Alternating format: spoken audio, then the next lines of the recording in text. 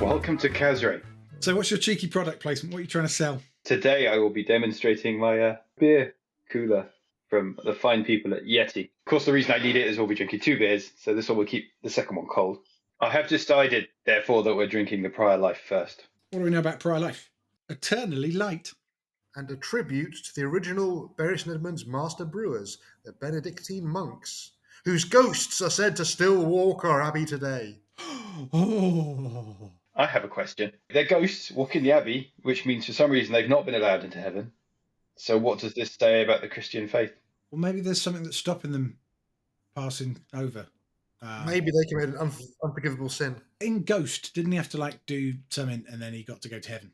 Did he have to just let go, or did he save her first? Did he have to save her from the person who killed him or something? Yeah. This sessionable IPA is as divinely fruity as the low-strength beer they drank litres of daily, as it was safer than water at the time. That was called small beer. That sounds like something that quite pissed monks tell everyone. It's got a monk who is cradling a... I don't even know what a bunch of hops is called. Is it a bunch? Is it a peck? Is it a bushel? Bushel sounds the most likely out of all of those. Oh, it smells fruity. That is very strange. You know how normally you take a mouthful of beer and then there's a taste that lingers, lets you know you've just had a mouthful of beer after you've swallowed the beer. This just disappears. You drink it, it's gone down your throat, and then there is no aftertaste. Just an absence of flavour. Don't get me wrong, it's great to start with. There's a hit of flavour, and then it's gone. I agree with you, but now I'm wondering if that's because you said it and now it's in my head. It's definitely sessionable. Should we find out what interesting topic we're discussing? We are discussing today the periodic table. Are we talking about the elements or just the periodic table as a concept itself? I think as a concept, yeah. Although if you want to talk about your favourite element, I guess that would fall under this. Fifth element. It's a batshit movie. What is the fifth element on the periodic table? Because it's not that red-headed chick. Boron? Boron. What do we know about boron?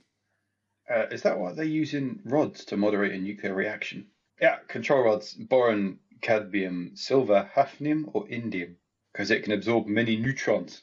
I quite like francium. I like the ones that do cool shit when you put them in water, like your old your lithium and your sodium and your potassium. And then I figure as you get further down that, the reaction's got to be even cooler, right? So once you get to the bottom, with francium, which is definitely radioactive as well. There are some videos. One of them's from Brainiac. They did a whole series on the alkali metals and dropping them in. Yeah, don't watch this. Watch a different thing on YouTube instead. It's got to be pretty impressive, right? I think the best one you ever got at school was potassium. That'd break a beaker. That's pretty cool. Well, one of them has blown a hole in a bath.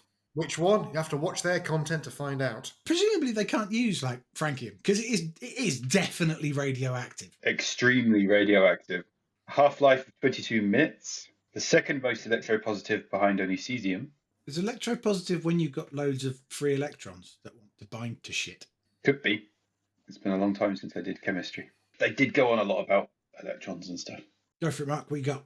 Go on, plug someone else's content again. This video was all about dropping all the alkali metals in water, and then right at the end of teasing going, since francium is very radioactive and has a half-life of 22 minutes, no one, as far as we know, no one has ever done it. So that means then it's just going to disappear as you have it, as you've got your francium. In 22 minutes, half of it will now be something else, right? Yeah, but in that 22 minutes, you can drop it in water, right? Let's say I've ordered it from Amazon. Right. It's taken, does the 22 minutes start from when I open the box? No, you're right. It probably starts from when it was synthesized, I guess. I guess it's one of those elements you have to make. All right, new question. How does one obtain francium? And can we make it with common things that you would find in the kitchen? Because if it's like baking soda and love, we can give that a go. Francium would melt if held in one's hand. Would it melt one's hand? I found a dodgy website that claims 1 gram is worth $1 billion. Jesus. So they say we can't do our own experiments. We can make some francium in a nuclear reactor. If you can get some radium and Mark can get us access to a nuclear reactor, then we just got to bombard it with neutrons. I've seen a couple of problems with this. Actually, tell you what, if you want to get that, what do we need? Boron, is it? You need radium. You bombard radium with neutrons. All right, well, Mark, if you can source the radium, like I know a few people with a nuclear reactor. Yeah, they probably won't let me in, but I could try. Well, according to Wikipedia, the largest amount produced at one time was a cluster of approximately 300,000 atoms. 20 odd minutes left, you're down 150,000, and then it just goes from there. Sadly, I think our potential YouTube channel of us chucking francium into different liquids isn't a goer. We just have to do that thing where it's like, if we get 20 trillion likes, that'll give us enough revenue from YouTube to go and get some francium. Our final beer is Brewdog Juice Shack. I'm excited about this one. Whenever anybody says Juice Jack, you need to cut to Love Shack. It says, let the juices flow. 4.8%, and it is a session NEPA. Brewdog have kind of given up on the cans, haven't they? I do love a fruity beer, and that's got fruit all over it. What's your favourite element, Mark? Oh, lithium, maybe? That's a good one. Because of its use in antidepressantness? Yeah, and it's a pretty good song as well. Where's lithium? Lithium, third element. It's up there. Right up there. I also like the ones like lead or so on, where like the symbol for it isn't the letters, because it's just to throw people off, like to try and catch them off guard. Oh, or iron. I love that iron is Mercury. Hug. Gold is something too, right? A-R? AU. In the Bond films. That's why his name was Auric, because it was AU. AU, get your hands off that gold. Okay, I can't see Connery doing that, but if it had been more, I'm sure it would have been game. Or Lazenby. Lazenby would be up for that. So Amazon are in charge of Bond now. Which is terrifying. The best explanation I've heard for Bond is that, in reality, whilst he's making all the noise, there is an actual secret agent who gets all the shit done in the background while everyone's looking at Bond. That's his whole stick. His whole stick is he goes in, is really blatant about who he is and pisses people off and tries to get people to make mistakes. He's not actually a spy. James Bond is at best an assassin, but he's not a spy. The fact that he is 007 and the fact that other 00s have been mentioned, you could have a series about them. Can we go lower decks and we move away from the 00 agents and we end up with like... So not Q, but like Q's assistants or Q's R&D department. They carry away the bodies. They're a cleanup crew. They come. You never see the big fight with Bond. You just see all the cleanup after. Or like the R&D guys that are always like trying to pitch stuff to Q. We'll do that one in a Dragon's Den style. They should come up with stuff that's phenomenally useful that is just too boring for Q. Just have one character's getting really annoyed because they're making really practical, really useful stuff, and Q's always ignoring them in favour of like the duck that's also a landmine.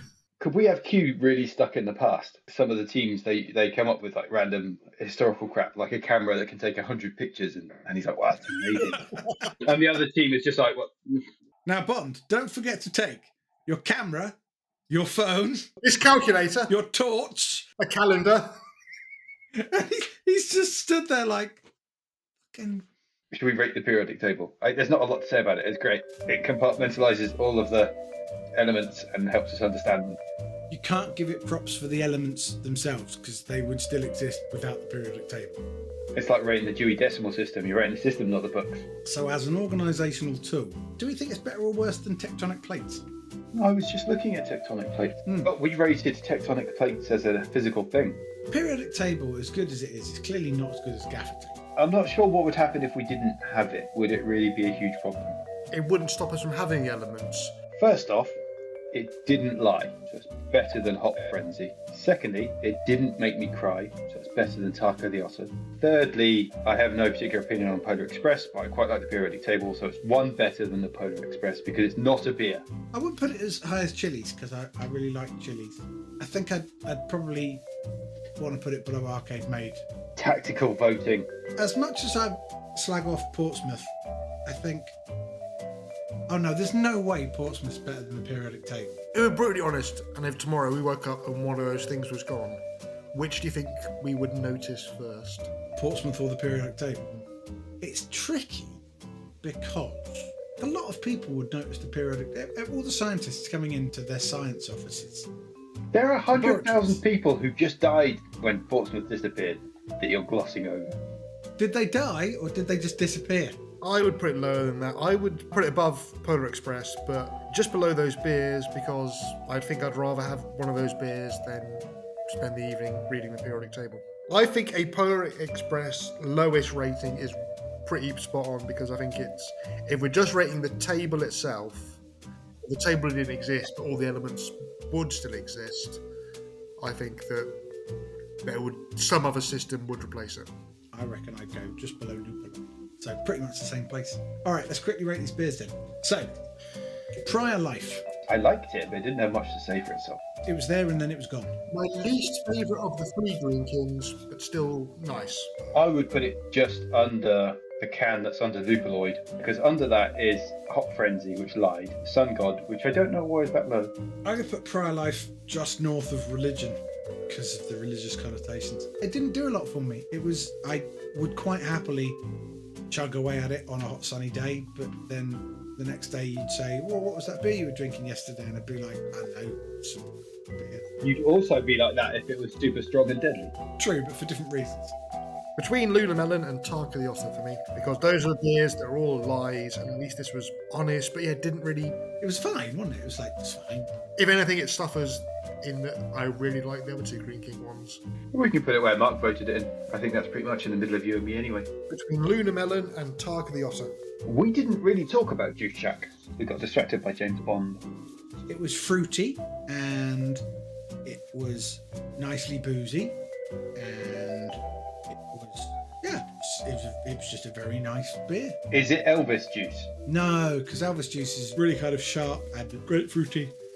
But this didn't have that. This was more sort of gentle tropical fruits. I'd take a Hazy Jane over there. Yeah, Hazy Jane's got more going on. In fact, I would probably take the fruity Hazy Janes, like the Hazy Jane Peach and the Hazy Jane Pineapple. I found a review. Brewdog Juice Shack. It tastes like a vintage cheese. No, it doesn't. There's some weird people out there. You know what? I did just get a hint of vintage cheese. Necking the little drop that was left in the can. No. Yeah, a little bit. Like slightly, like a really, really, really ripe cheddar. Huh. Yeah. I liked Lupuloid more easily. And I am always a fan of putting things below Arcade Made. I'm going to pitch it the same place as I pitched one of the other beers. I'm going to go between Satellite and Luke, but that seems low though. It's low down on the overall chart, but the things above it are all things that if you had one, if you like, do you want this or do you want that, you'd go for the other thing over this. Just below Lupuloid then for me, I think. I'd agree. I didn't really notice I was drinking the Juice Shack. Okay then. So we agreed that goes just below Lupuloid. And a chord. Huzzah! Thank you, Mark, for the 4 beers to test. Do you have to do your ending catchphrase? Yeah. 3, 2, 1. Watch Casraid for all your beer adjacent needs.